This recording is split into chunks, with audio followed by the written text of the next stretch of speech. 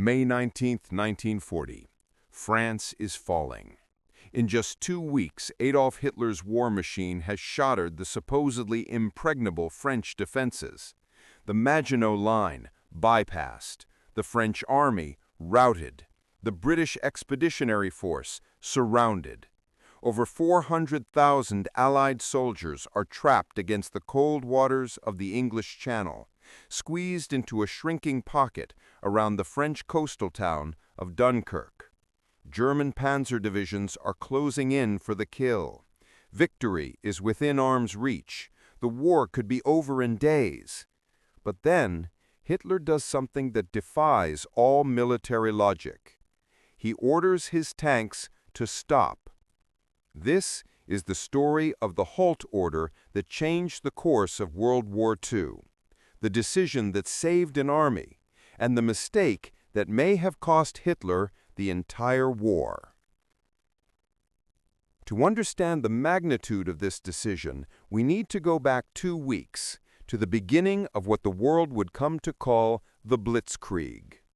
On May 10, 1940, Hitler unleashed Fall Gelb, Case Yellow, the invasion of France and the Low Countries. The plan was audacious. While the world expected Germany to repeat the strategy of World War I, a slow, grinding advance through Belgium, Hitler's generals had something far more devastating in mind. 3 army groups, 141 divisions, over 2,400 tanks, and at the tip of the spear, the Panzer divisions, commanded by brilliant, aggressive generals like Heinz Guderian and Erwin Rommel. Their target? Not the heavily fortified Maginot Line, not even the expected route through central Belgium. Instead, German armor would punch through the dense Ardennes forest, terrain the French High Command believed was impassable for tanks. They were catastrophically wrong. Within 72 hours, Guderian's panzers had crossed the Meuse River at Sedan, torn a 50-mile-wide gap in the French lines, and were racing west toward the English Channel at a speed that stunned even the German High Command. The French called it the sickle cut. German tanks sliced through their defenses like a blade through wheat. By May 20th, German tanks reached the coast at Abbeville. The Allied armies were cut in two. To the south, the bulk of the French army, reeling in confusion, their command structure collapsing. To the north, the British Expeditionary Force, the Belgian Army, and the French First Army, over 400,000 men, trapped in a rapidly shrinking pocket with their backs to the sea. The British commander, General Lord Gort, faced an impossible choice. Try to break out to the south and link up with the French, or retreat north to the Channel ports and pray for evacuation. The situation was desperate. British and French units were scattered, exhausted, running low on ammunition. Bombers ruled the skies. Refugees clogged every road. Meanwhile, Guderian's panzers were rolling north, unstoppable. Nothing stood between them and the port of Dunkirk, the Allies' last escape route. By May 23rd, Guderian's lead units were just 12 miles from Dunkirk. Standing on a hill near the AA Canal, Guderian himself could see the town's medieval walls with his own eyes. His tanks had already thrown pontoon bridges across the canal. A few tanks had even crossed to the other side. The road to Dunkirk lay wide open. The Allied army was trapped, exhausted, defenseless. One more push, one final attack, and the war in the West would be over. And then, at the moment of total victory, an order arrived from Army Group A headquarters. Halt. The order came from Field Marshal General von Rundstedt, commander of Army Group A, the force spearheading the German advance. The panzers were to stop at the AA Canal immediately. No exceptions, no advance beyond the canal line. Guderian was stunned. His men were on the verge of annihilating the British army. The enemy was beaten, broken, on the run. Why stop now? Von Rundstedt's reasoning was cautious, even conservative. His armored divisions had been fighting non-stop for 2 weeks. They were exhausted. Tanks needed repairs. Fuel supplies were stretched dangerously thin. Spare parts were running out. The Panzers had covered hundreds of miles in just 14 days, an unprecedented feat. But the cost was showing.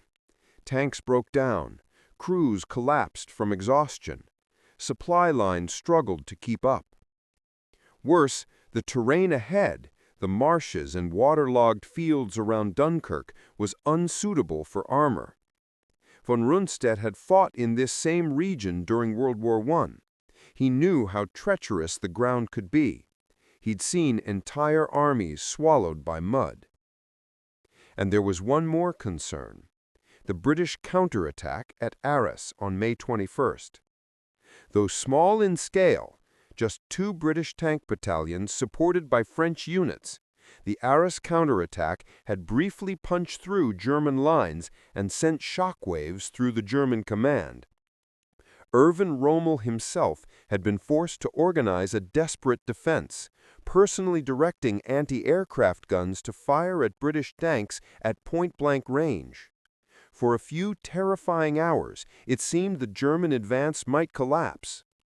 The attack was eventually beaten back, but it was a reminder that the Allies were not yet finished. Von Rundstedt worried that if he pushed his panzers too far forward, into marshy terrain where they couldn't maneuver, they might be vulnerable to another flank attack. So he ordered them to halt and consolidate the line, to rest, refit, and prepare for the next phase of the campaign. But von Rundstedt didn't act alone. On May 24th, Adolf Hitler himself arrived at von Rundstedt's headquarters in Charleville. The 2 men studied the maps spread across the table. Hitler, who had served as a corporal in Flanders during World War I, nodded in agreement with von Rundstedt's concerns about the marshy ground. Hitler had his own memories of this region, of flooded trenches, of men drowning in mud, of attacks that stalled and bled out in the mire. But Hitler had another reason for supporting the Halt Order, one that would prove far more controversial. Reich Marshal Hermann Goering, commander of the Luftwaffe, had made Hitler a bold promise. His air force alone could destroy the trapped Allied armies. Erwin Goering was desperate for glory. The army had won all the laurels so far in the campaign. The Panzers got the headlines. The infantry did the hard fighting. But the Luftwaffe? They'd played a supporting role. Now, Goering wanted the Luftwaffe to deliver the final crushing blow. He wanted to prove that air power, his air power, could win wars on its own. And Hitler, eager to preserve his precious Panzer divisions for the next phase of the campaign, the conquest of the rest of France, agreed. At 12:45 p.m. on May 24th, Hitler personally confirmed the Halt Order. The Panzers would not advance beyond the AA Canal. The destruction of the Allied pocket would be left to the Luftwaffe and the slower-moving infantry divisions of Army Group B, advancing from the east. The order would remain in effect for 3 full days. Guderian and his fellow panzer commanders were furious. They protested vehemently. They argued. They pleaded. Victory was in their grasp. The enemy was beaten, broken, on the run. Why stop now? But Hitler was unmoved. The Panzers stayed put. And in those 3 critical days, the British did something extraordinary. They ran. On May 23rd, one day before Hitler's halt order, General Lord Gort made a decision that would change the course of the war. Ignoring orders from London to counterattack southward and link up with the French, Gort chose instead to withdraw his entire force toward Dunkirk and establish a defensive perimeter. It was a gamble, a massive gamble. If the Germans continued their advance, the BEF would be trapped against the sea with nowhere to go. They'd be slaughtered on the beaches. But Gort had no choice. His men were exhausted, low on ammunition, surrounded on 3 sides. French units were disintegrating. Belgian forces were on the verge of surrender. A breakout to the south was suicide. His only hope was evacuation. The British Admiralty launched Operation Dynamo on the evening of May 26th. The plan was desperate, almost hopeless. Use every available ship, destroyers, ferries, fishing boats, yachts, anything that could float, to ferry soldiers across the Channel to England. Winston Churchill and his military advisors were grimly realistic. They hoped to save maybe 20,000 to 30,000 men before the Germans closed the trap. Maybe 40,000 if they were lucky. No one expected what happened next. Over 800 vessels answered the call. Royal Navy destroyers, passenger ferries, fishing trawlers, private yachts, pleasure boats, even paddle steamers from the Thames. Civilian captains who'd never been to war sailed into hell to bring their boys home. They braved German bombers, artillery fire, mines, and the treacherous shallow waters off Dunkirk's beaches to pull men from the edge of annihilation. The evacuation was chaotic, desperate, terrifying.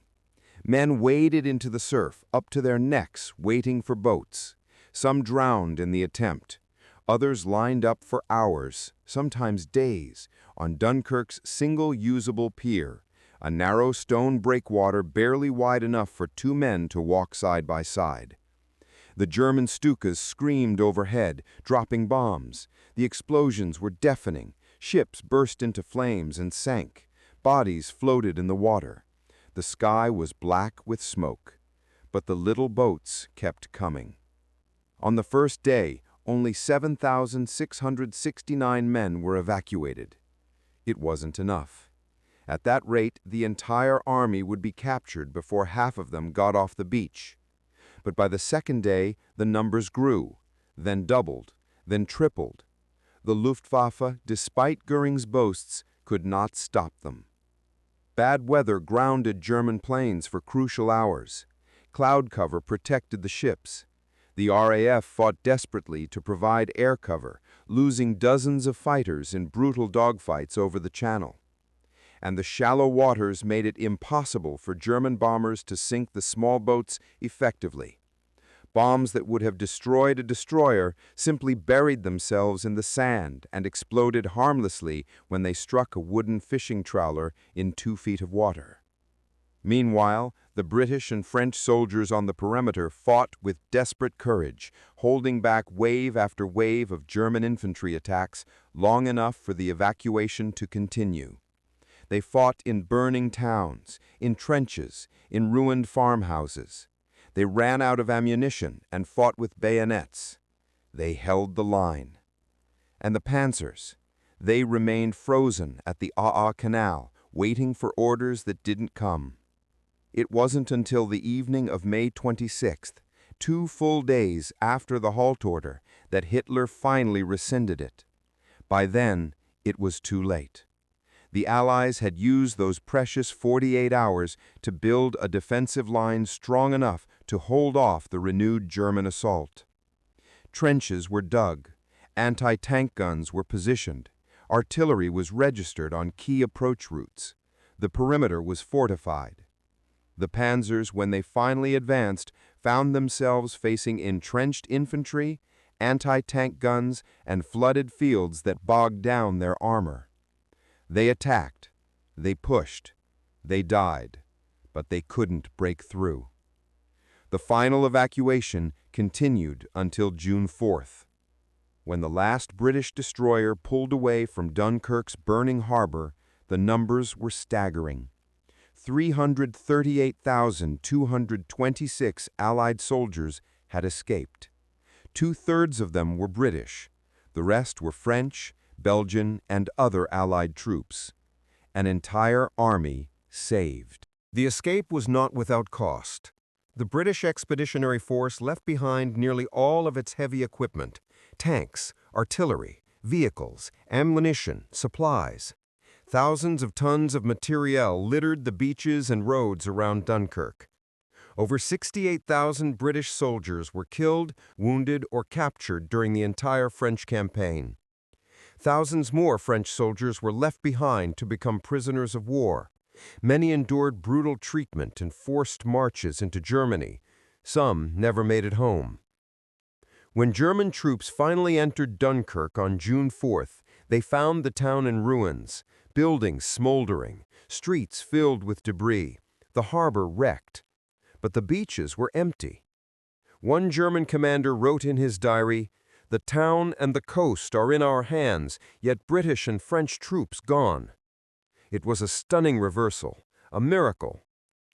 So why did Hitler stop his panzers? Historians have debated this question for over 80 years, and the truth is no one knows for certain. Some believe Hitler genuinely thought the terrain was too dangerous for tanks, that he feared losing his precious armor in the marshes and wanted to preserve it for the next phase of the campaign. Others argue he trusted von Rundstedt's judgment, that he deferred to the field marshal's experience and caution. Others point to Goering's influence. The Luftwaffe chief promised his planes could finish the job, and Hitler believed him. Hitler wanted to give Goering his moment of glory. But there's one more theory, darker, stranger, and more controversial. Some historians claim Hitler deliberately let the British escape. According to this theory, Hitler hoped to negotiate a peace deal with Britain.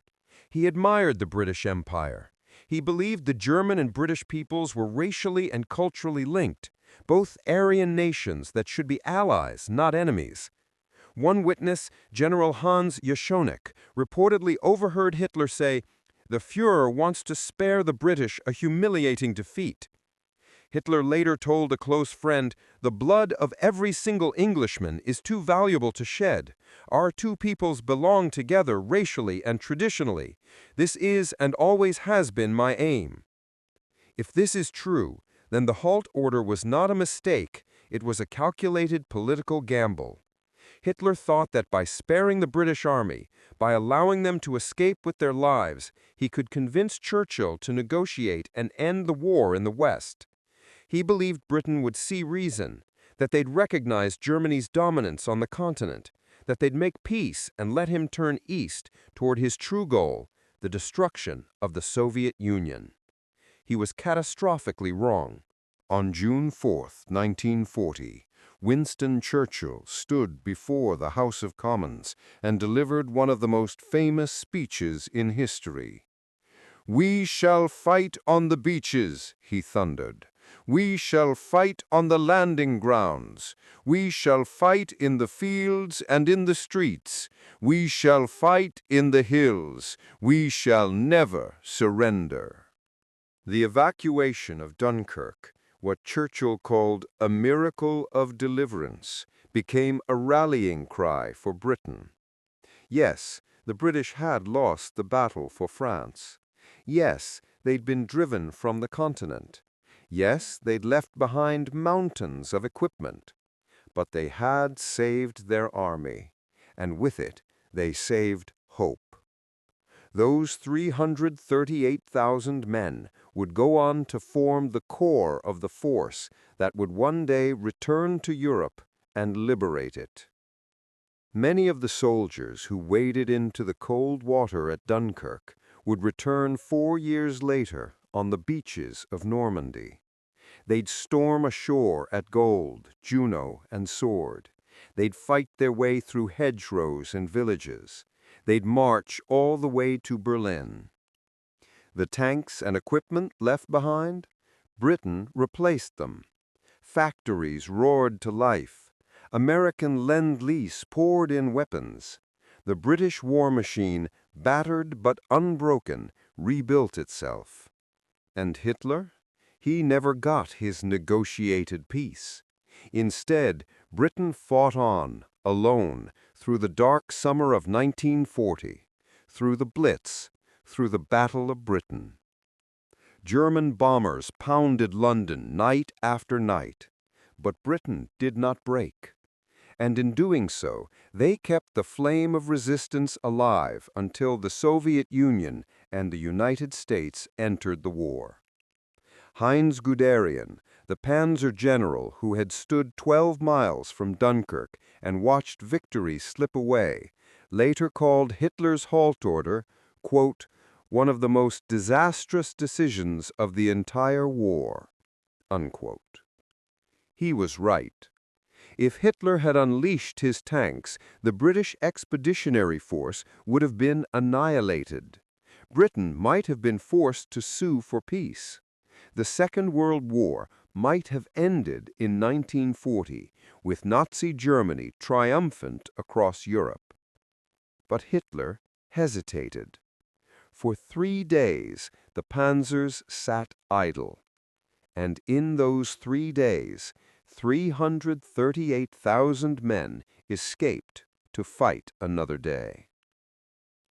Today, Dunkirk is remembered as a miracle, a triumph snatched from the jaws of defeat.